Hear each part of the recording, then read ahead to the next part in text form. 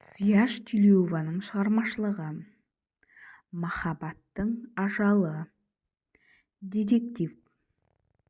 Су бұрқағына қарап ойға батқан жігіт үнсіз біраз тұрды. Оның бар ойы Таңгүл екеуінің махаббатына қарсы шыққан отбасының құпиясына ауысты. Сәлден соң кейін бұрылғанда қанға бөгіп жатқан қыздың жансыз денесін көріп, өкіріп үстіне құлады. Оқиға болған жерге тез жеткен полиция ауыр қайғыдан сұлқ түсіп отырған жігіттің қолын артына қайырып ала жөнелді. Маздап жанған сезім отын мәңгі өшірген қара ниетті қарақшы қою түнді жамылып зым-зия жоғалды. Бірінші тарау. Атылған оқ. Жас сәулетші Нұртасқа теміржол вокзалы маңының көрінісі ұнамайды. Архитекторлық құрылысы жаңа заманға сай емес. Өткен ғасырда салынған үйлер, шыпырлаған көліктер, сауда-саттық дүңгіршектері кім-кімнің де талғамынан шыға қоймайтыны анық. Осында келген сайын жаңа жобасы есіне түседі.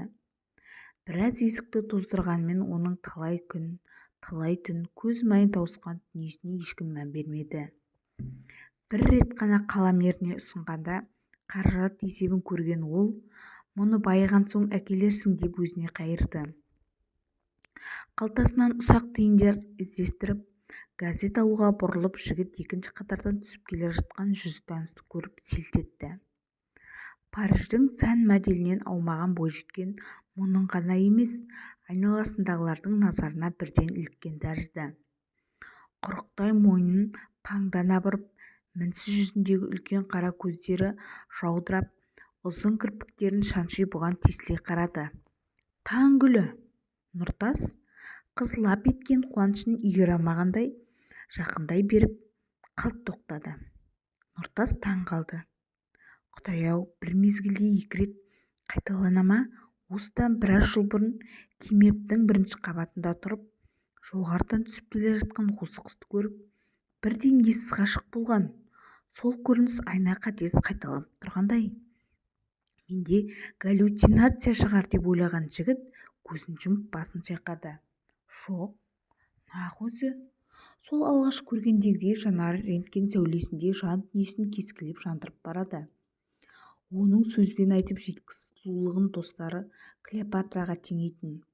Тағы да Әзәзілдің тырнағына іліккені ме? Осы қыздың қайғысынан есі ауып кете жаздаған жоқ па? Ол әрең дегенде өз-өзіне келді. Павильонға неге келген ойына түсіргендей қолындағы ұсақ тиындарын сатушыға ұсынды. Спорт жаңалықтарының соңғы санын бере салыңызшы. Мелшиіп қалған қыздың қайқиған қою кірпігіне мөлдір жас тамшылары ілінді. Кешір мені. Үні дірілдеп, ерні сәл ашылды. Кешіре алмаймын, Таңгүлі. Жігіттің ішінде булығып тұрған жанартаулары атылып кеткендей ашудан шиыршық атты. Мені сен кездестірген күніме, сен деп атқан таңыма, сен деп батқан күніме лағнет айтамын. Сен қаңсыратқан жүрегімді жамап жақсап, әлде болса өмір сүргім келеді. Сен мені сатып кеттің. Менің алғашқы кіршіксіз сезімімді, кір шалмаған махаббатымды көзді ашып жұмғанша байлыққа айырбастадың. Енді өкініштісі, сенің сол бетпердеңді 5 жыл көрмей, көрсоқыр болғандығым ғана. Қаққан қазықтай бір орында тапжылмай қалған қыздың аяқ-қол сал болып қалғандай біз бақпады. Іштей, егер мен білген шындықты білсең, сен мені бұлай жазғырмас едің. Кешір жаным, басқа малым қалмады деп күңіренді. Нұртас жүгіре басып, қаз-қатар тұрған көліктердің шет жағындағы джипіне отырды. Жаңа ғана кездескен бейнені көз алдынан алыстағысы келгендей қолын тілгіледі. Қайда ондай күш? Жүрегі өрт болып өртеніп, қызды бұрынғыдан да қатты сүйетінін, оны сағынған сонша, осы арадан кетпей, ең болмаса сыртынан бір көріп қалғысы келетіндігін сезінді. Сосын не істерін білмей іштен тынды. Өмірге құштар ақ жарқын, ақ көңіл жігітті сүйгенінің опасыздығы тозақ отына салғаны ма? Сол аярды күтпеген жерден кездестіргенде оған деген ашуы лезде тарап, ынтызарлығы күшейе түскеніне ызаланып, тұла бойы от болып жанып барады. Қайда барып сөндірер, кімге барып шағынар?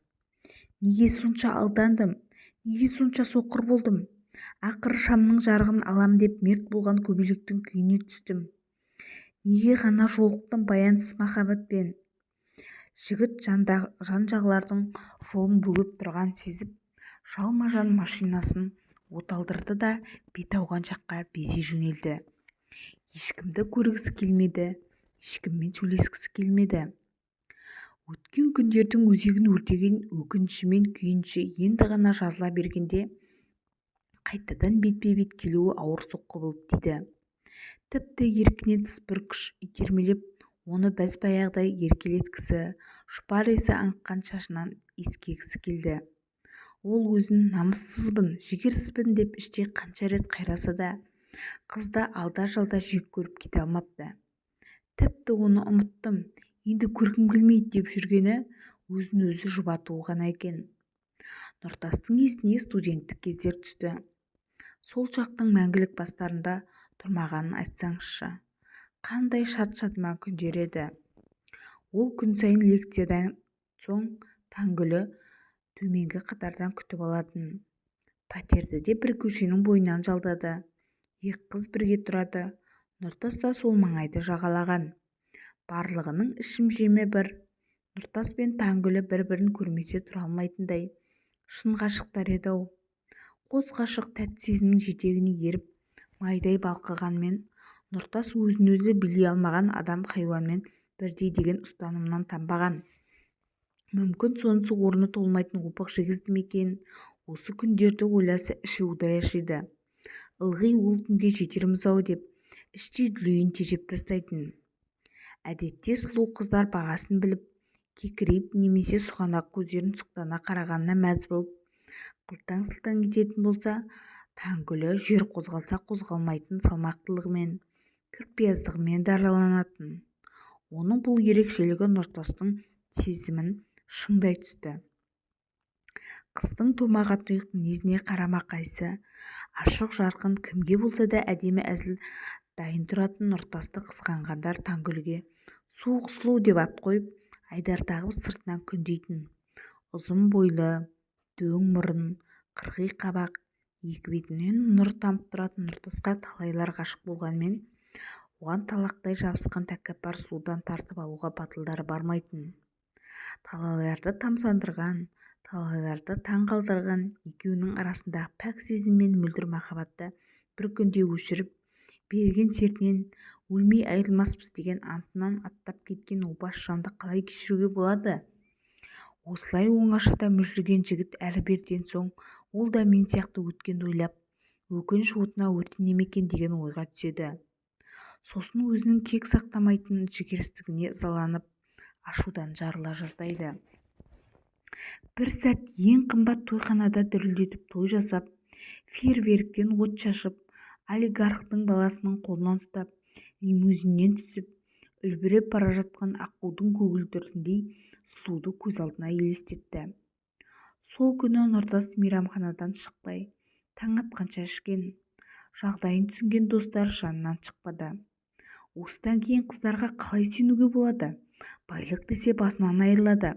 Періштеге балап жүрген сұлуымыз сайқымазақ болып шықты деп күйінгендерге Нұртас несімейді деп саусағын шошайтып сес көрсеткен. Содан бері 2 жыл өтті. Бүгін сол жазылмайтын жарасы, таусылмайтын мұңымен бетпе-бет кездесті. Ол мұнда не істеп жүр екен? Әлде олигархтың баласынан айырылып үлгерді ме екен? Сәулетші түрлі ойдан шаршап барып ұйықтап кетті. Күздің ерте түсетін кеші, күн бұлтты, сіркіреп бастаған жауын бірте-бірте үдей түсті. Саябақтың қасына көлігін қойған Нұртас үрейлі басын сүйеп біраз отырды. Таңгүліні вокзалдан көргенде өшіп бара жатқан сезім қоламтасын біреу көсеп алып, ол қайта бықсығандай әр-сәрі күйге түскен. Соңғы кезде оған деген сүйіспеншілігі орны толмас өкпеге, сатқындықты кешірмейтін кекшілдікке ұласып бара жатқандай, оны еске алмауға тырысатын. Осы соңғысы ақыр жеңіске жетті ме, көргенде жер-жебіріне жетіп, бұрылып жүре берем деп ойлайтын. Бірақ қайда, о құдірет! Оның көзіне көз түскенде сол өкпесінің бәрі желге ұшқандай, өзі құлай сүйген сүйкімді бейне баяғыша магниттей тартып бойын әрең биледі. Ұмтылып бара жатқан уыз сезім жүрегін шымырлатып, көңілі құлазыды. Бір ауыз сөзге келмей көлденең көк аттыға еріп кеткен бейбаққа қарауға, енді онымен тілдесуге ешбір жауқым жоқ деп жүргенде тағы бір сілкініске түсті. Осылай мең-зең күйде жүргенде ұялы телефоннан ақырғы рет өтінемін айтатын бір ауыз сөзім бар. Кешкі сағат 10-да саябақтағы су бұрқақтың жанына кездесейік деген SMS-ті оқыды да тағат таппады. Еркінен тыс бір күш безілдетіп, әр минутты, әр секундты санап уақыт өтіп болмады. Саябақта демалушылар сиреген. Ала келуімде бақтың ішіндегілерден гөрі жанынан өтіп бара жатқан қара-құра басым. Бейуақытта жүргендер келім-кетімдер. Әлдебір себептермен сәбилерін балабақшадан кеш алғандар баласының қолынан тас қып ұстап сыр жүгіріп барады. Жігіт өткен-кеткенге үнсіз қарап отырып ойға шомды. Осыдан 2 жыл бұрын болашағы ап-анық күндей еді. Оқуын бітірген соң сүйгеніне үйленіп, одан сәби сүйіп, мыналар тәрізді балабақшаға жүгіріп, жұмысына барып, тіршіліктің ең бақытты, ең ләззатты шақтарын басынан өткерем деп ойлаған. Құрылыс архитекторы өзінің жеке өмірін осылай жоспарлап, одан соң сәулет өнердің жаңа туындысын сызып, керемет шаһар тұрғызсам деп қиялдайтын. Оның осы көрікті ойымен көркем болашағына бір күннің ішінде көлі көкке ұшты. Алғашқы соққы басқа біреуден емес, өзінің туған анасынан келді. Офисінде Таңгүліні шешесімен бірге көрген. Анасы аяқ астынан тулап, ол қызға үйленбейсің, только через мой труп деп аспанға ырғыды.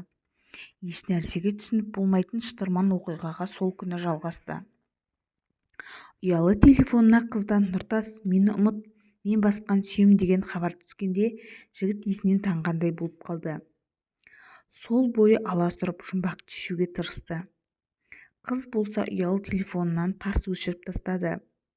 Оның жолын күндіз-түн тосып, екі көз төрт болған Нұртас арада бір тәулік өткенде ажал айырмаса адам айырмас деп жүрген Таңгүліні шетелдік көлікпен бір жігіттің қолтығынан демеп түсіріп жатқан өз көзімен көрді.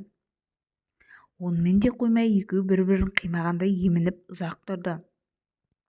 5 жыл бойы алақанына салып аялаған Ақгүлін біреудің таптап тастағанын сезгендей болған Нұртас енді қайтып бұл маңға жоламайтындай боп безіп кеткен. Сертін бұзып сергелденге салған сұлудың есімін бұдан былай аузына алмасқа ант еткен. Ол ма арада аз уақыт өткенде жанына балап сүйгені мұнай олигархының баласына тұрмысқа шығып шетелге кетіп тынды. Таяуда вокзалда көрген сәттен бастап Нұртас оны баз-баяғы қалпында сүйетіндігін сезіп, өзімен өзі арпалысты. Енді ғана көңіл суып, жаралы жүрегі жалғыздыққа үйренгенде сұрқия сұлу тағы алдын орады. Сорлы жүрек, сорлы сезім, сені өшіріп тастайтын, жүректі жұлып тастайтын бір күш болсайшы. Соншалықты азапқа тап болғаным бағым ба, сорым ба?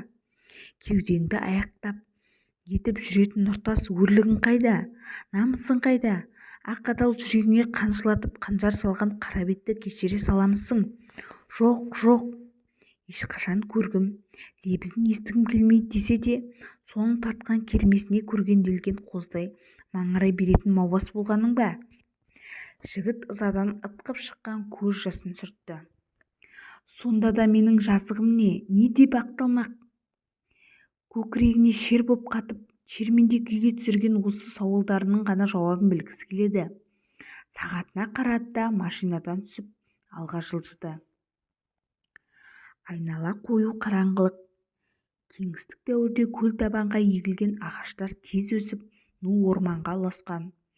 Соларды сиретіп, ортасын саябақ жасағандай жан-жағындағы биік қарағай мен емендердің арасы ит мұрны өтпестей қалыңдық.